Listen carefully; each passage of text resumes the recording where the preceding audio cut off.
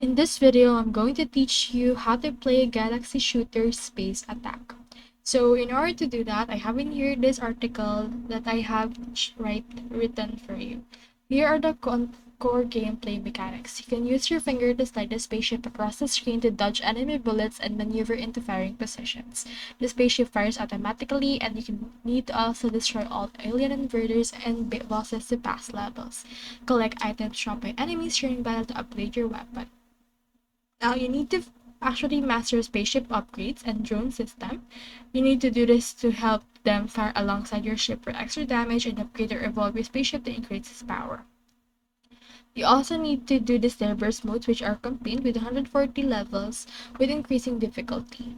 Here are some PvP as well as events and merging.